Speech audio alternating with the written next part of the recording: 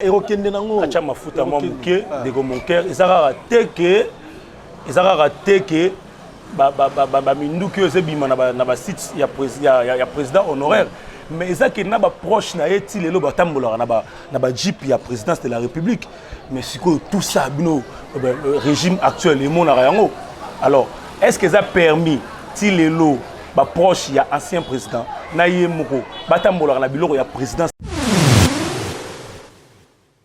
de la République. Est-ce que c'est normal? Bon, pour ma plaque, on a balobaki à père, la présidence, Zali, Abaki, il faut passer la plaque à Sika. Passer la plaque naïe et Roubman. Barosale la nani. Barosale l'ancien président.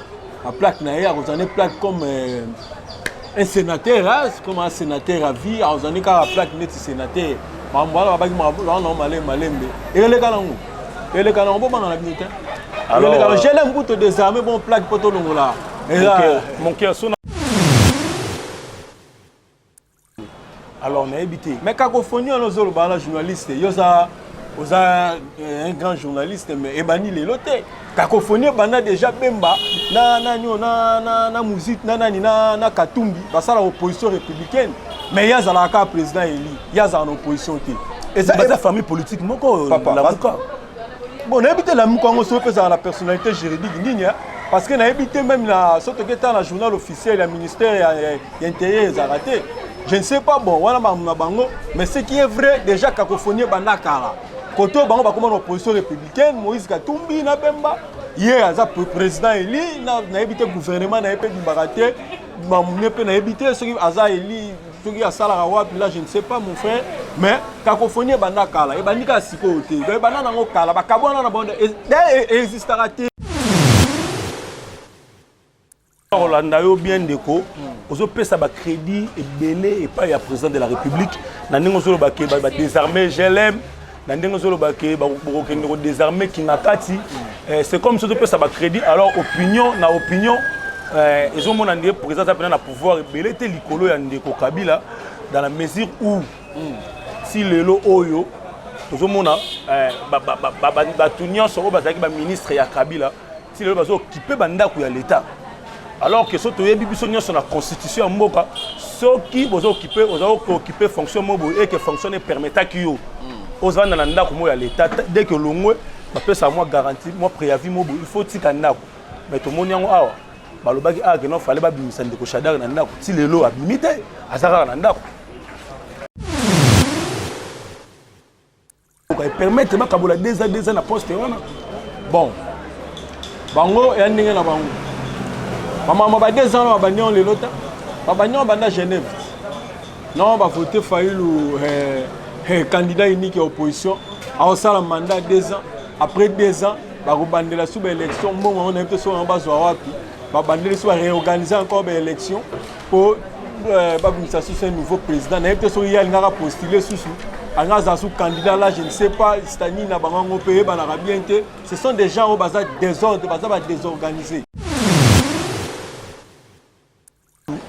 Hier à l'obagi qui Babilo on est allié il y a Zali président élu marambu ya porte-parole de l'opposition est allié de tout le monde sali moi cacophonie na kati na bango mutualité misunga yo moko misunga to kate mutilinga la tezake yo moko misunga nga déjà na sadere ne la sabre na ko ke na Turquie Suède na Suède maman na sale fona comme la dina bella kaponga na sina sadere la pétrolière grâce Mandela voilà misunga ya grâce Mandela la pétrolière quoi donc ngai na sina sadere et puis ba misela ngatu bazape kuna na kosenga bukende kuna parce que ngai mo na sina sadere na ba misela ngai misunga ya grâce Mandela la pétrolière misunga ezali mutuelle na biso ya santé ngai moko na ba misela nga toza déjà na kati ya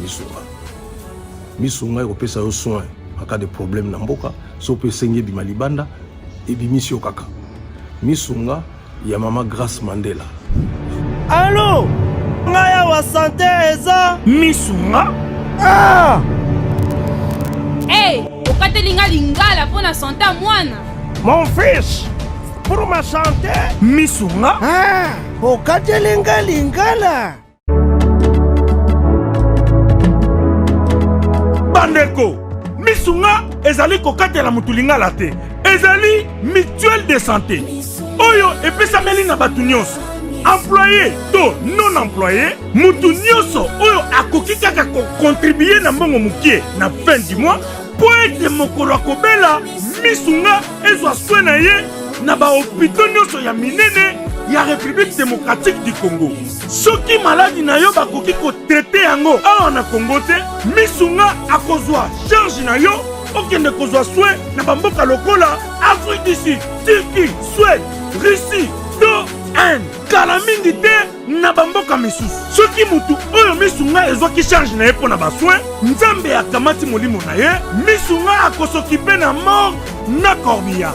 Ate bandeko bazali libanda bakoki koadere bandeko na bango awa na Congo po ete bazwaka soin awa na mbongo bango bazali kofuta.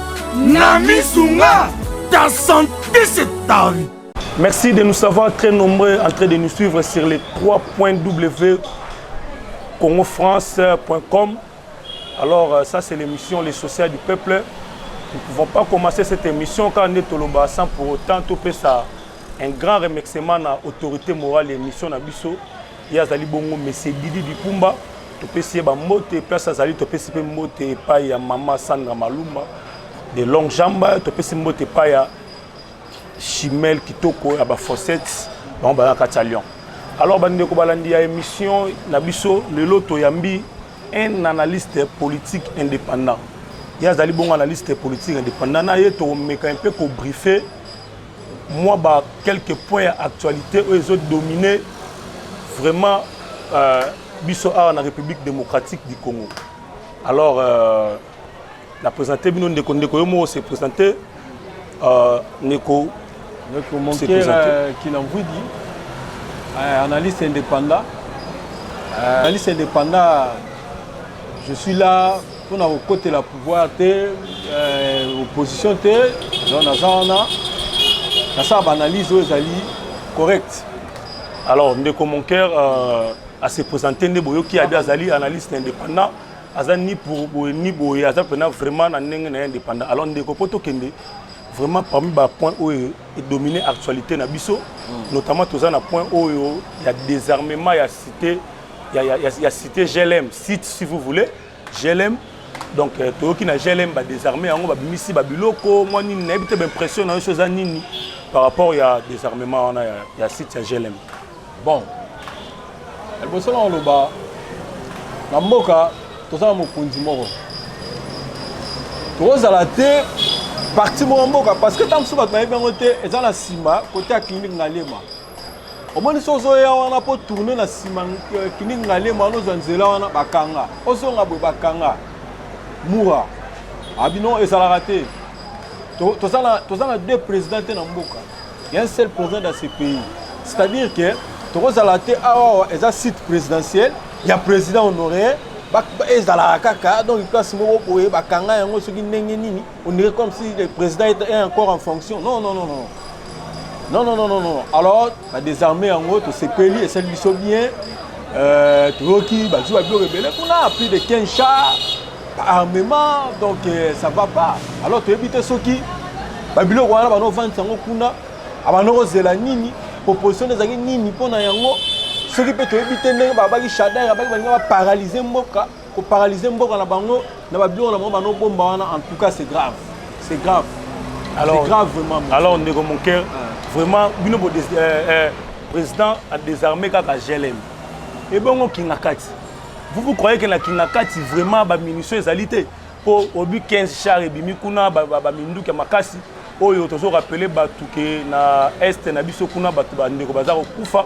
Mais nous qui vraiment est batami et bimi kuna la GLM où il servir pe armée na biso pour na battre la population et zali bongo na est mais bongo na Kingakati ceux qui bobimi 15 na king est-ce que kuna Kingakati bozana président za na pema ya kokoma kuna abimisa bongo GLM wana auto désarmé za nani c'est ça Kabila non c'est pour l'ancien président, le président honoraire, Kingakati Pesaye, Neto Sali na GLM, on va faire pareil na Kingakati, parce que c'est la même personne. Kuna nenga empêché bisote, koto peut empêcher bisote. Mais Bossa la colonie, c'est ça le problème. Molo. président Tshisekedi est président Moko Zalara, il y a Malembe avec sûr, en tant que président Moko Tewa Salam la brutalité. On dit bango tomba Salam la brutalité parce que désormais Jean-Pierre Bemba. Tu vois il y a eu des morts les autres perdant ba Igo Tanzami, bana ba kufa, ba misale salamate, Boka Penera paralysé, tu vois donc batu ba kangama na ville pendant 3 jours. Donc ça l'a bien été. Alors peut-être qu'on linga tête quoi na libulu wana. C'est pourquoi peut-être que nango na ndenge moko ya bien, c'est-à-dire que to désarmé et le comme ça la maté Igo Tanzami ya kufa soute pour ba to perdre ba vient na biso ba Igo Tanzami pour na bloc wana. Alors qu'on peut que de malin mais ka to l'exaction dans les calmes na GLM, qu'on peut to l'exaction dans les calmes donc bon mais il n'est pas encore temps et rokende nango. Acha mafuta moi muke de mon cœur, ezara raté que minduki ozebima na ba site ya président honoraire mais ezaki na ba proche na yeti lelo batambola na ba jeep ya présidence de la République mais siko tout ça bino régime actuel et mon yango. Alors est-ce que ça a permis ti lelo ba proche ya ancien président na yemoko batambola na biloko ya présidence de la République? Est-ce que c'est normal? Bon pour ma plaque wana ba lobaki ya père la présidence ezali abaki il faut passer les plaques à sika. Passer les plaques naie et robimana. Passer la nani. Passer l'ancien président. La plaque naie a une plaque comme un sénateur, comme un sénateur à vie, a une plaque net sénateur. Voilà abaki non malembe. Et les canons. Et les canons bon dans la minute. Alors j'ai l'aime pour te désarmer bon plaque pour tout le monde là. Mon cœur son Rolanda yo bien déco. Ozo pesa ba crédit et belé et pas ya président de la République. Na ndingo zolo ba désarmer GLM. Na ndingo zolo ba ko désarmer Kinakati. C'est comme si ozo pesa ba crédit alors opinion ils ont mon andé président ça na pouvoir belé te likolo ya ndeko Kabila dans la mesure où si lelo oyo ozo mona ba tunyo so ba zaki ba ministre ya Kabila si lelo bazo occuper bandako ya l'état.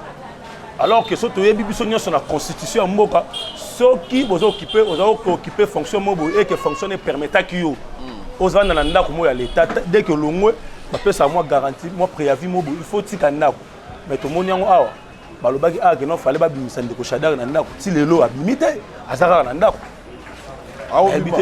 habité ceux qui yo pa wana rolo banini pour na moni zo pesa ba crédit belé mini pas président et non dans le bas mais c'est pas ça là on a un jour na to lo balikambo yo na to répéter on a répété en haut donc il est molo c'est-à-dire que Rome batonga on a jour moté donc c'est-à-dire ne to que ne malembe si occupation ya banda ku ya l'état ezaka bangote na conférence nationale souveraine le bien mal acquis commission d'attente de salama batu ba occupé banda ku ya l'état bazati lelo même pas mobutiste bazana banda ku ya l'état bazana ngo bazwa ngo illégal donc makambo wana eza mamoko eza mulai donc c'est-à-dire que tokozala te tozwi oyo tokangi oyo tozwi o non tokende malembe alors tolekana na lisolo na mais tokotana mpe na likambo ya bandeko na biso ya lamuka alors tomonaki awa batorchon ebrûlé awa na nomination ya na désignation ya porte-parole ya opposition bon na kati ya désignation wana tomonaki bango moko batu déjà compromis na bango en disant que bakabola 2 ans ndeko Bemba ndeko Moïse akobanda na 2 ans et après ndeko Bemba akozwa 2 ans oyo etikali na éviter côté ya ndeko Fayulu pe tokako balobaki ngie créer moi cacophonie na kati ya la muka est-ce que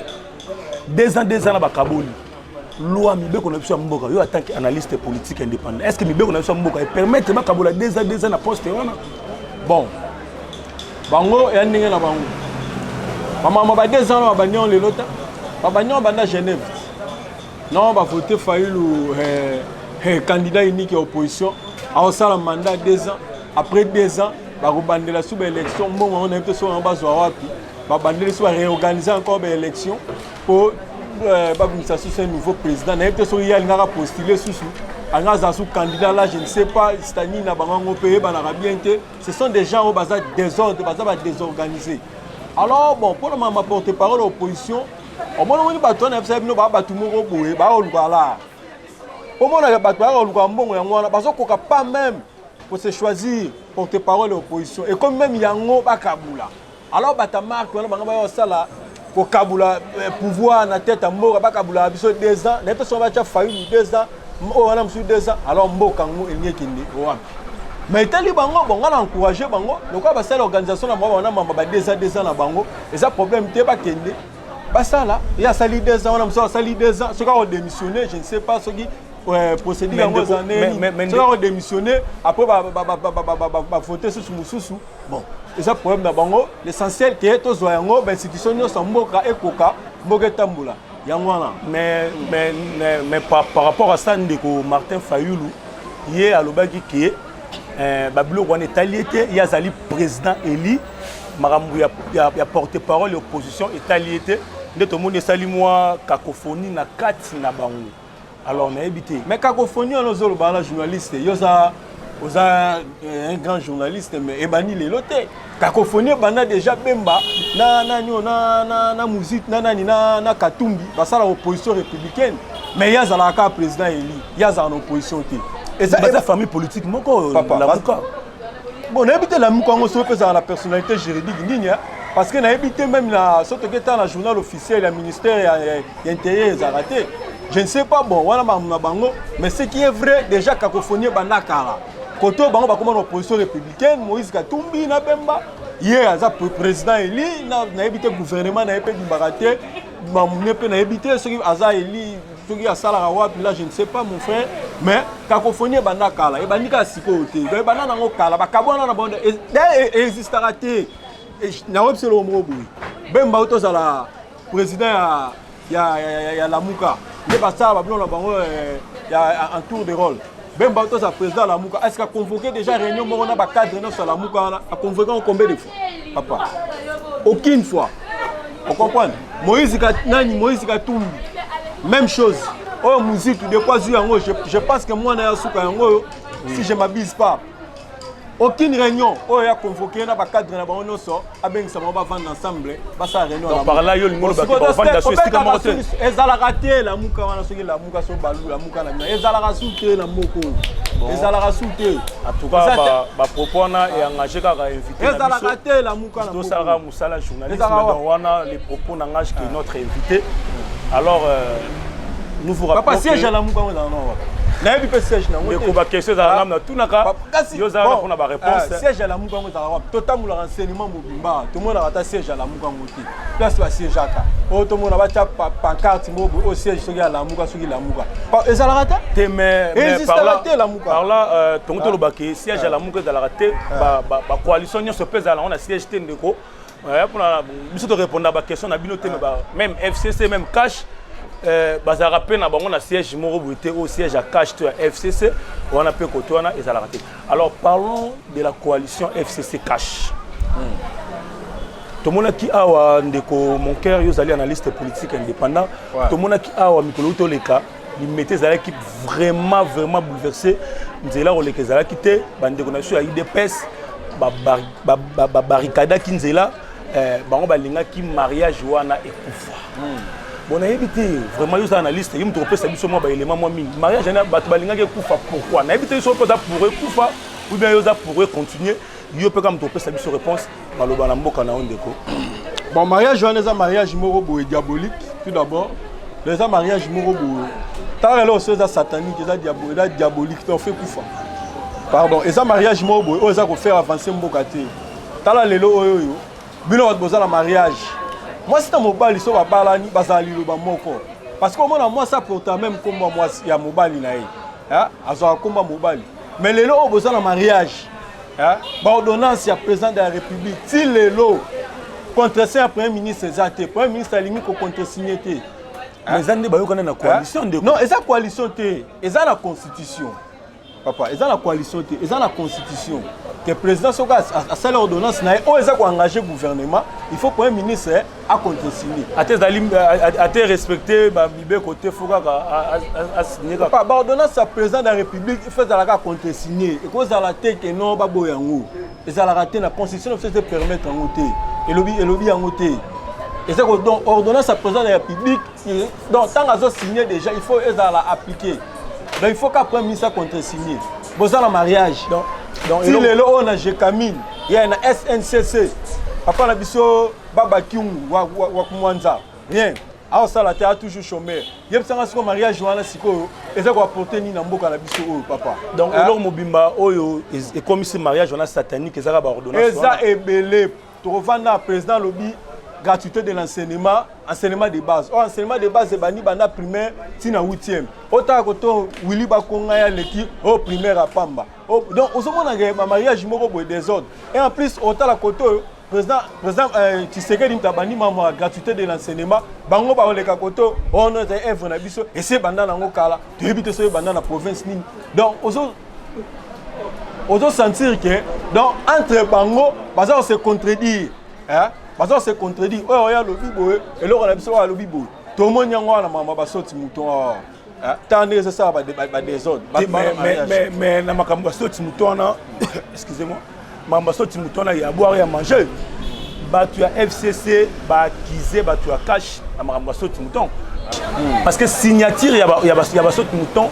Et ça là qui bongo na maboko ya directeur du cabinet. À l'époque, il y a des gens qui bongo pour financer les travaux ya soti mouton. Mais IDPS a quitté sur le terrain, a sali évaluation par rapport à la construction de ce mouton, 35%. Alors que le ministre des Finances, il y a une tournée à l'objet, on va financer qui à 70%. Autre on 70%. On va financer qui bon.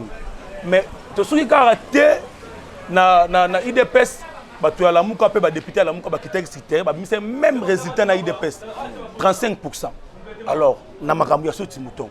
Bateau basa na faute bateau ba lié mongo ndenge so ba mana opinion ezali bongo ba ta cash parce que bongo bimama ki pa ba ta cash isimo ba ta cash na ebité so makanisi na ezani na kati wana.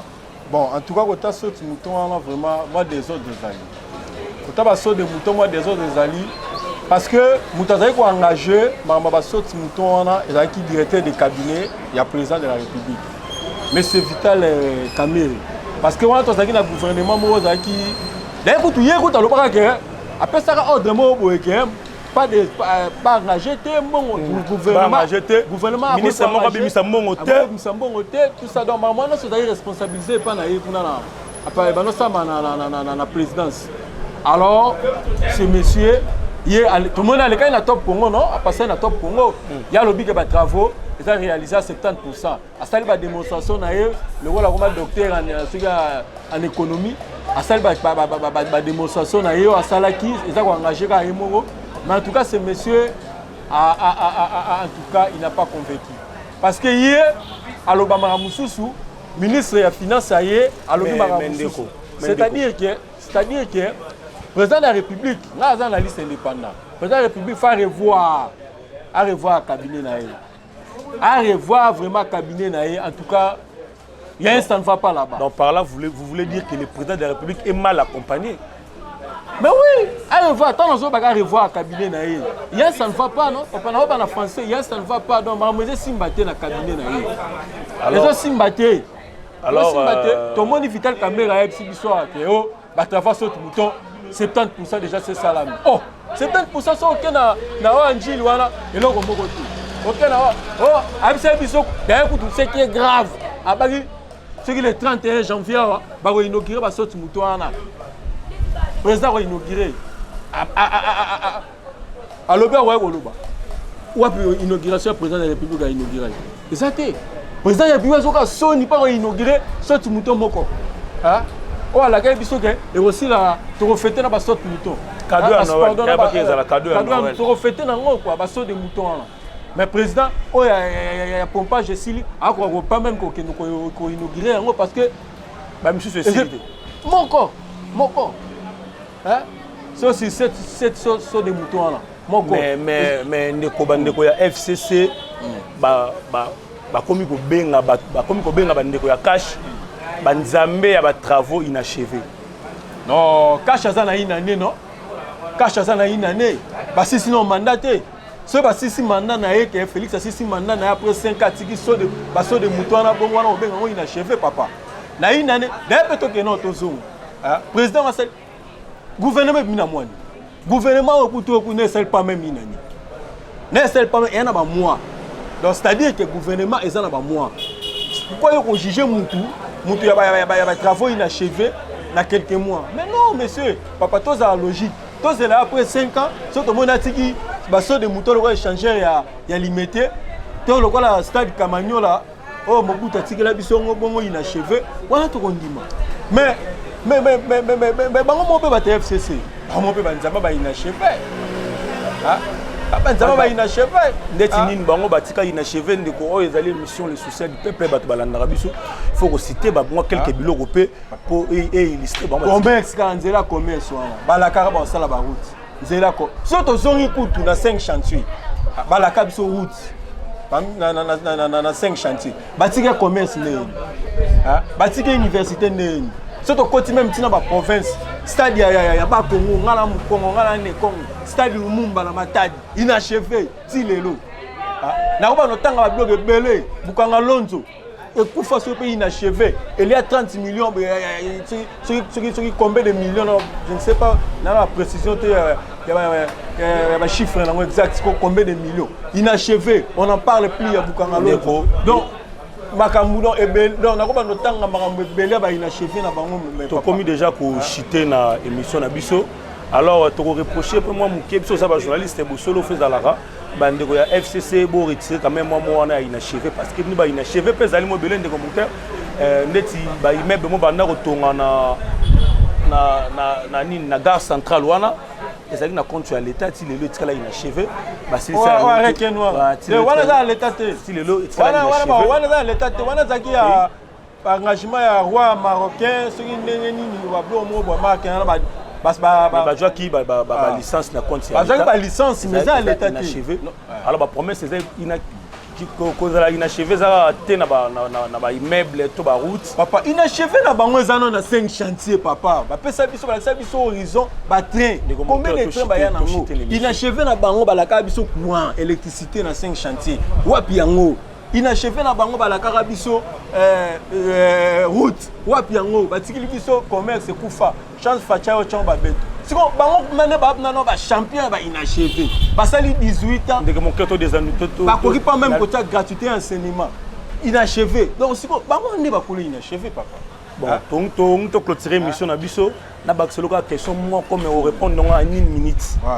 ndeko Gentini Ngobila à suspendre oui bourgmestre na kati ya suspension ya bourgmestre a reproché bango nuisance sonore baboy ko obtempérer na nibe qu'on a appelé ça qui a kin bopeto cela veut dire ba entretenir ba commune na bango bien té je crois qu'ils a bloc wana à suspendre le bango à suspendre 8 na kati ya 8 wana mi balé ya IDPS 6 baza pe ya bango FCC et bité be pression les années parce que biso na opinion to circuler on dirait ba commune nyonso eza na ngana le wana ya reprocher et bité yo en tant qu'analyste indépendant ce qui yo au makantisini na so suspension roya fois bana na ye aka aussi monsieur président de la république pas okuna na bandal besh kin bopeto lelo kin eza salité c'est-à-dire au lieu ba suspendre ba bougumé c'est fois bana na ye fois bana na ye ya incompétent c'est un monsieur incompétent fois bana na ye non faut ba longola ye voilà bon ba réponse parce que kin union c'est ça non salité ba réponse est engagée ka j'espère pas papa soit à balancer caméra toi c'est monsieur s'appelle Libanda au moins est-ce que ça propreté à balancer caméra toi Libanda tala matiti tout ça Libanda toi la venue force publique yango tala matiti toi sanga kimbo peto yango ba kada mutu salité yango ba komba raté ba cantonner nyonso ba futera bango te alors bandeko possible cette émission et puis quand on ne belé à Oloba ndeko semaine prochaine toko soko linga opesi sous hospitalité na yo pour na bandeko nyonso balanda biso na Congo France ba meka Rolanda yo pour na yebika mamboza mo belé Oloba faute de temps pour na biso to clôturer mission na biso boyo to pesi grande équipe nyonso oyo ba sala ka émission salema bandana yemoko le boss Gili Bipumba to kitina le cordon Mouna Christian Kenzo na réalisation Onésime Canardo la prise de vie ngai moko Diego Diasona ma présentateur alors mote na ba mi inséparable nyonso to pesi mote pa ya grand frère na biso Emma Kumoniko et à ça bon moment en Angola et pas la Congo France donc et ma kumboni ko moté to pesi moté pas Ronsard Madiata on va ça grand frère on l'a napé émission to pesi bon moté Jackie wa tuka moté silo c'est moté donc to pesi moté to kota na mikolo ezali koya oui bon pesa la Liban.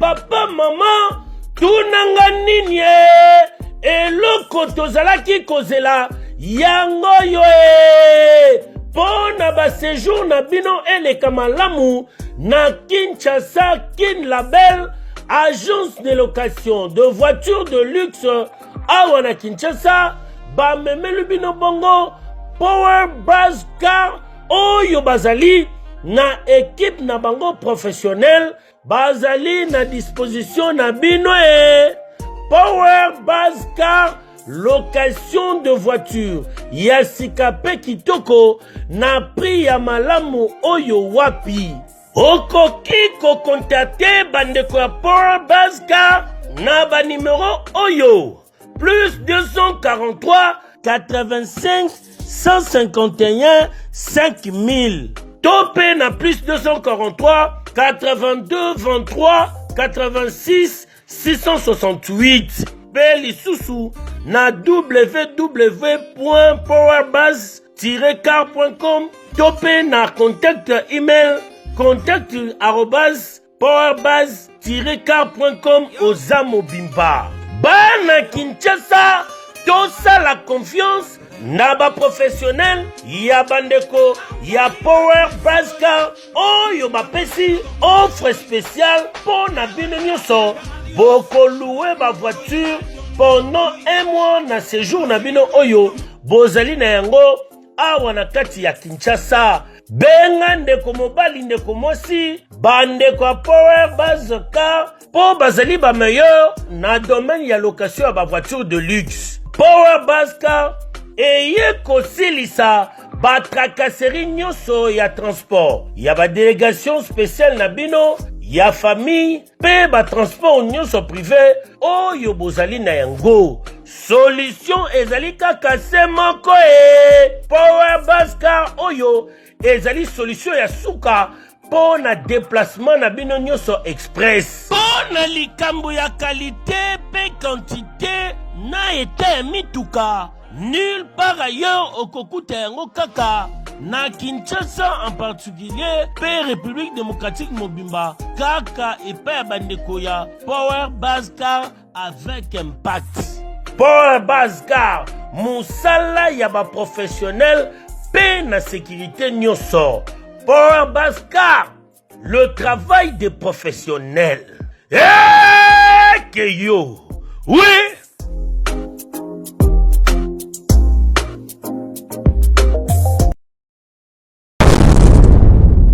Congo France Bisona bango bango na biso bisona bango ekara molai France.com site ya solo masolo ya danger masolo ya kitoko Congo France.com